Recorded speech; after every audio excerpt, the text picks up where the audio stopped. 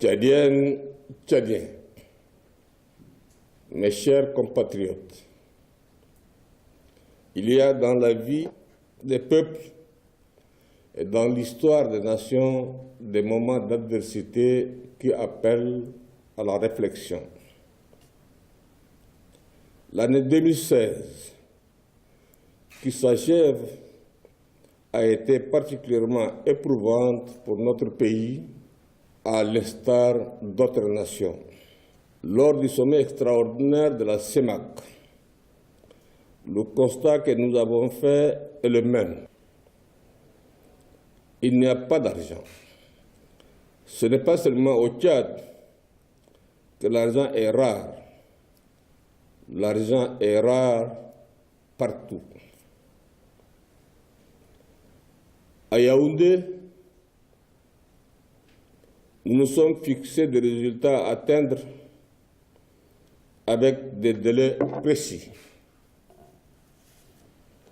C'est un effort collectif qui est demandé aux 6 États, sachant que nous sommes une des économies les plus faibles de la région. Nous avons privilégié la recette de l'anticipation. Aujourd'hui, pour nos 6 pays ensemble et chaque pays individuellement, nous allons nous serrer la ceinture. Il n'y a pas d'autre solution. Pour le Tchad comme pour le pays de la CEMAC, il s'agit de reculer pour mieux sauter. Nous devons contrôler nos budgets, générer des recettes en diversifiant nos économies, rapatrier les fonds placés hors de la zone par les sociétés implantées chez nous, bref, nous imposer une discipline budgétaire. En pareil moment où le pays a besoin d'un sursaut pour rebondir, toutes les forces vives de la nation doivent former une union sacrée pour mieux faire face à l'adversité. Je loue le courage et le sacrifice de nombreux travailleurs qui endurent avec beaucoup de dignité et de philosophie les épreuves de cette crise qui, je l'espère, n'est qu'une parenthèse de notre vie. Je les encourage à reprendre le travail et à assurer pleinement leurs responsabilités vis-à-vis de leurs compatriotes. Tous nos partenaires comprennent la nécessité de préserver les acquis sociaux et je vous assure que c'est toute ma préoccupation matin et soir. Mais je voudrais que les Tchadiens soient conscients que l'heure est grave. Quand nous avons eu l'argent du pétrole, nous avons accordé des augmentations. À présent qu'il n'y a pas d'argent, nous devons accepter les efforts et les sacrifices. Des sacrifices pour ne pas aggraver nos déficits et des efforts pour rétablir les équilibres dans notre économie. C'est à ce prix et à ce prix seulement que nous pourrons espérer faire redémarrer la machine. Mais j'espère que ces sacrifices soient provisoires. Pour tirer les leçons de la crise actuelle, nous devons mieux nous organiser à l'avenir pour avancer à un rythme contrôlé. Notre pays trouvera les ressorts nécessaires pour tourner cette page de son existence. Tchadiennes, Tchadiens, tant que nous avons la volonté et l'ambition, gardons l'espoir. Mes chers compatriotes, en dépit de la conjoncture bien difficile, notre pays a pu se conformer au calendrier électoral en organisant le scrutin présidentiel avec usage de la biométrie. Cette expérience de la biométrie, qui est une toute première dans la vie politique du Tchad, a été couronnée de succès. C'est le lieu ici de saluer les électeurs qui ont accompli leur devoir civique en toute responsabilité et ont opéré leur choix en toute souveraineté. Ce fort sentiment patriotique doit être cultivé sans cesse. Nous devons perpétuer ce sens accru de responsabilité et de maturité pour cimenter l'unité nationale, garantir la stabilité et consolider la paix. Il est vrai que nous devons louer le Tout-Puissant qui nous a fait grâce de sa bénédiction et de sa félicité. Plusieurs régions de notre pays ont bénéficié cette année d'une pluviométrie moyenne qui augure de récoltes susceptibles d'atténuer les effets de la crise pour les ménages. Mais il est indéniable que nous ne pourrions rien construire de durable dans un environnement marqué par l'anarchie et l'instabilité.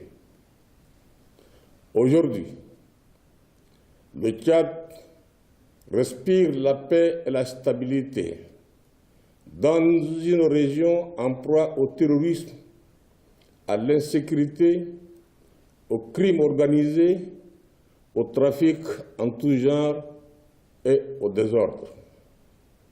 Mais cette stabilité ne doit pas pour autant nous amener à céder à la satisfaction béate et à l'angélisme. Bien au contraire, nous devrions renforcer la lutte contre le terrorisme en maintenant l'alerte à un niveau maximal. À cet égard, je salue la vaillance de nos forces de défense et de sécurité pour le sacrifice suprême qu'elles ont consenti pour la paix en Afrique et au Tchad. Et je les exhorte à plus de détermination en vue de mettre notre pays à l'abri du désordre et du terrorisme. J'invite également toute la population à plus de vigilance et à être toujours sur le qui-vive. Tchadiens, l'année qui commence, conformément à notre programme de l'émergence, est pleine de défis. Nous allons nous investir pour garantir une croissance durable, inclusive, génératrice d'emplois pour les jeunes et les femmes. Dans cette perspective, le Tchad que nous voulons et le plan quinquennal de 2016 et 2020 doit prendre corps et être la boussole qui oriente la marche du Tchad vers l'émergence.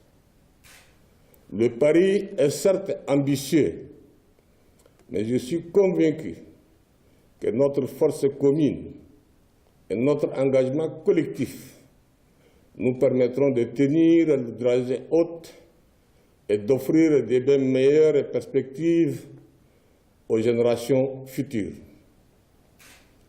Ces défis de titan nous commandent, bien entendu, de nouvelles attitudes et une conscience revisitée. Chaque Tchadien doit mettre à l'honneur la notion de l'intérêt général. Nous devons reconnaître aujourd'hui que la corruption, le détournement des deniers publics ont gravement ponctionné les ressources nécessaires pour le développement du pays. C'est pourquoi la lutte contre les prédateurs sera plus que jamais renforcée. Outre l'inspection générale d'État, une cour spécialement dédiée aux crimes économiques et à la corruption sera mise en place dès le premier trimestre de l'année 2017. L'année nouvelle verra aussi la concrétisation des réformes institutionnelles annoncées lors de mon investiture. Mes chers compatriotes, œuvrons ensemble pour assurer la grandeur de notre pays.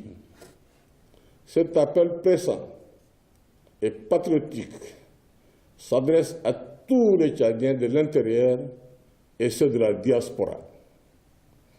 Ces derniers doivent contribuer à l'essor de leur patrie en apportant leur précieux capital d'expérience, d'expertise et de génie. Je formule le vœu ardent que la nouvelle année renforce davantage la solidarité, la fraternité et la cohésion entre les filles et les fils du Tchad. Dans cette perspective, le gouvernement doit s'investir pour contenir les conflits agriculteurs-éleveurs et les frictions diverses entre les communautés. Il est indéniable que ces phénomènes mettent à mal la concorde nationale, l'unité et la stabilité.